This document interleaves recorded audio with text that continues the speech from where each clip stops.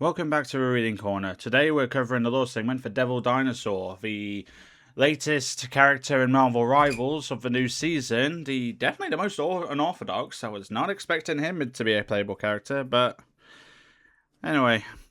I think I timed this lore segment just right because the newest map for Doom Match set at the Alchemax headquarters dropped recently, so anyway, let's just jump into it and cover the devil and the details.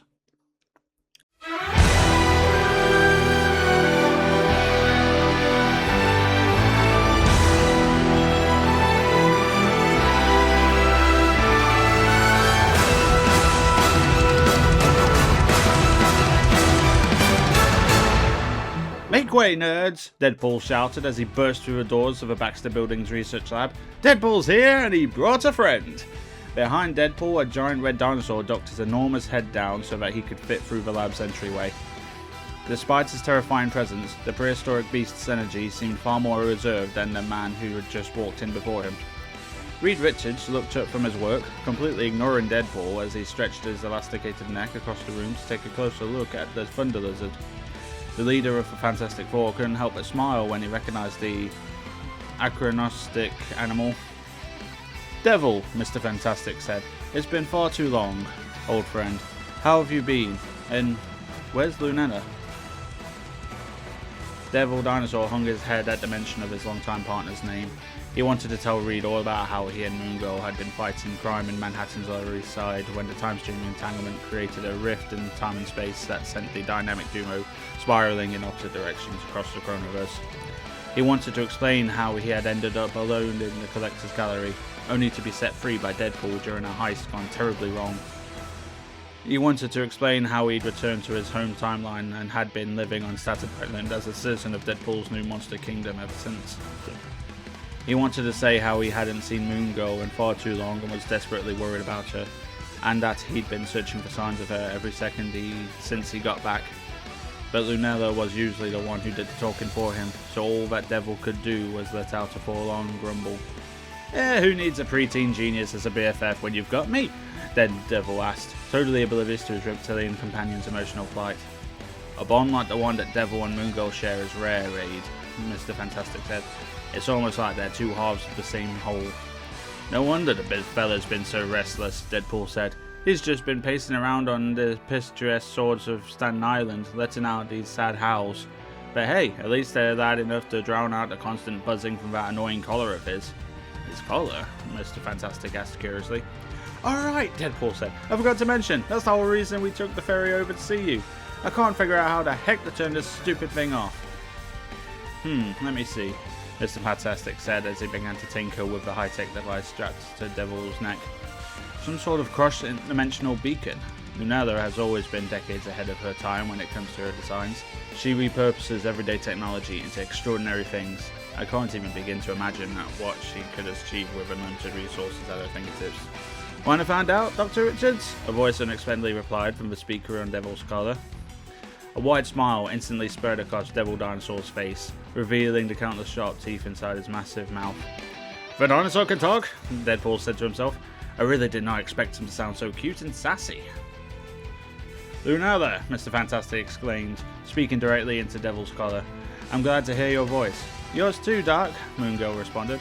I ain't gonna lie, it's my baby boy Double D that I'm most excited to hear. Devil Dinosaur let out a joyous bellow in response to his partner's words. Miss you too, Dev, Moon Girl said. It's been tough out here without you. Way tougher than I expected. Are you safe? Mr. Fantastic asked, concerned for his young ally's well-being. I mean, safe-ish, Moon Girl said. As safe as anyone can be when they're being retained against their will by a futuristic mega-corporation that's trying to strip mine other timelines for their resources. Alchemax, Mr. Fantastic said knowingly. Of course they're involved. They're the ones behind the disruption in Lower Manhattan. As soon as their tower arrived in our timeline, everything began to unravel at an alarming rate.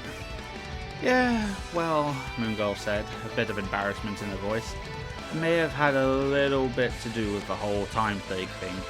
I was trapped in the future and forced to work on Alchemax's experiments. I swear, I was just trying to find a way back home. But I may have miscalculated ever so slightly. As we all do on occasion, Mr. Fantastic assured his friend. At least the widespread chronal fluctuations have been contained, for now.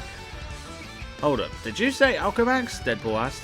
I was just talking to Rogue the other day and she told me that she and her uncanny ex-pals were unexpectedly attacked by a bunch of weird duplicates of themselves.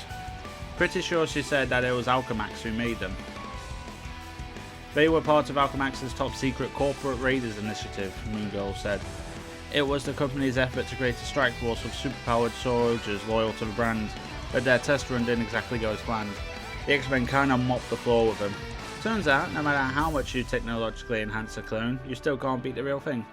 Sure, Deadpool agreed. Do you know if they're planning on using them anymore? Because if not, there's no reason to let perfect good doppelgangers go to waste. We've got a whole island full of monsters to feed after all. Gross, Moongirl said as Deadpool let out a disgusted snarl. Fine, Deadpool said. Probably better that way. There are way too many variants running around already. Plus, the real X-Men are still pretty miffed about the whole thing. I heard they're planning a strike on Alchemax HQ. They aren't the only ones, Mr. Fantastic insisted. I've been gathering allies as well, working on a strategy to eliminate the chronal disruption at its source. Well, as the girl currently sitting right at the centre of that source, Moongirl said, I think we need to be super careful about how we play this. There's a lot of power here that we're only just beginning to figure out how to harness. There's this endless energy source that Alchemax managed to tap into. They called it the Punch Dimension. I'm familiar with it, Mr. Fantastic said. A reality of pure and unlimited concussive force. I thought it was merely theoretical. The verdict is still out, but they aren't going to fool me with that theory, Moongirl replied. They've got Cyclops trapped here with me, and I'm almost positive it's his concussive energy we're using. At first he was trying to save me from Alchemax, but now he's been fueling most of the experiments here. I'm pretty sure it's not by his choice. Anyway, we even managed to infuse some samples of Chronovium with some of that energy. You wouldn't believe how much it kicks up a crystal's power levels. You're right, Deadpool said. Based on that place's name, it would have thought to punch it up instead. Do you have any data from your analysis of this crystalline variant? Mr. Fantastic asked. I'm uploading it to Dev's Scholar now, Moongirl replied.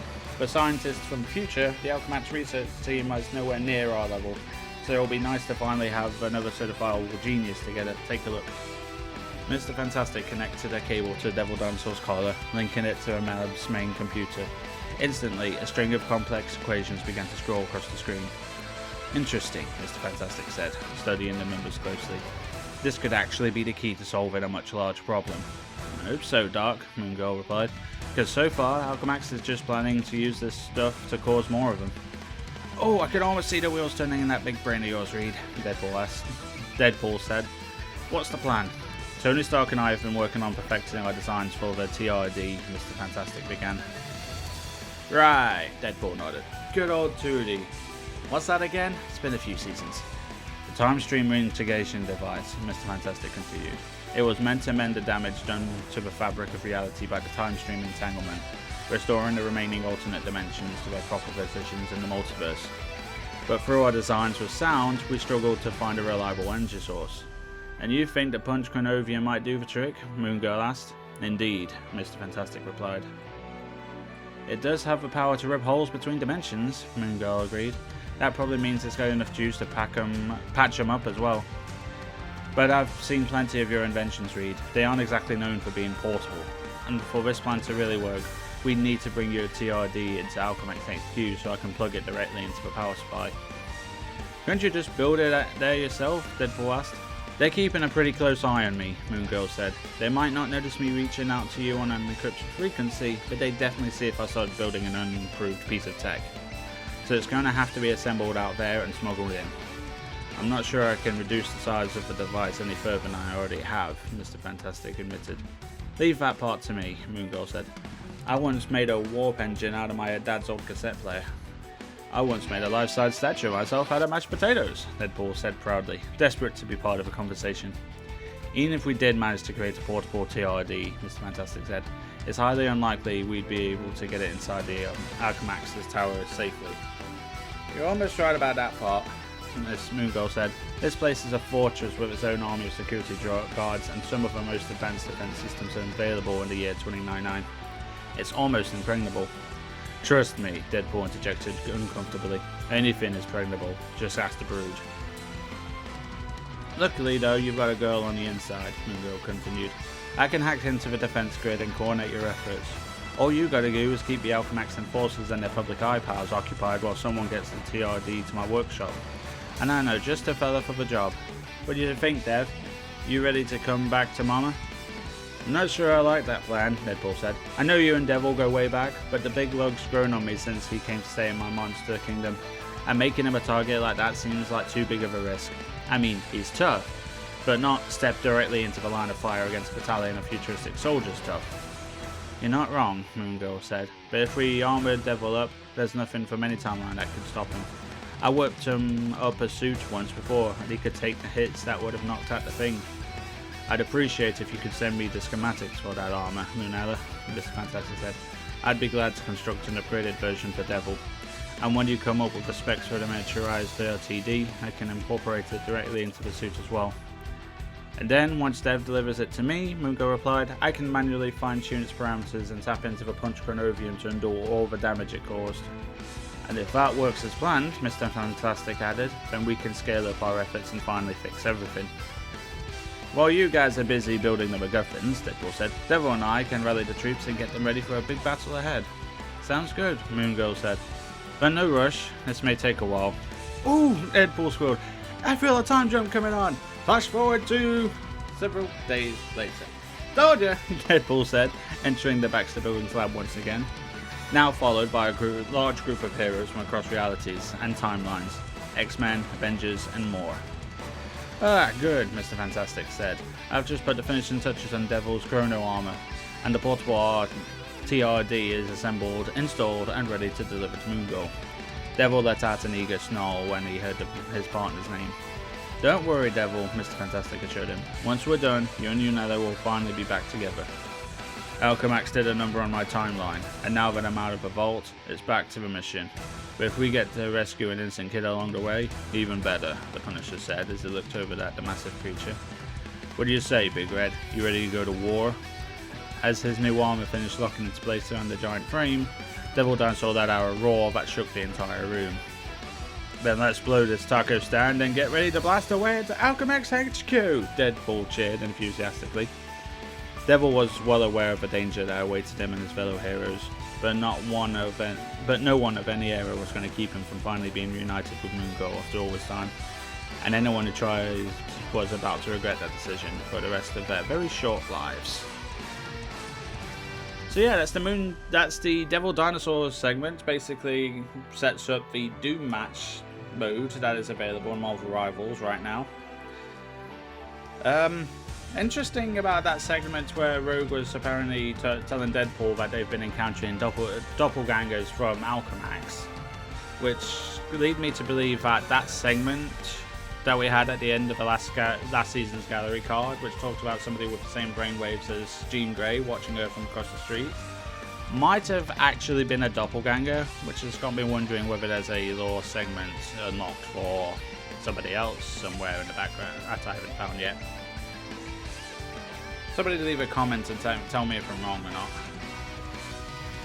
Otherwise, yeah, I hope that was Devil Dinosaur. Be sure to like and subscribe so keep up to date with the new gallery cards as they come in. And I'll see you in the next one.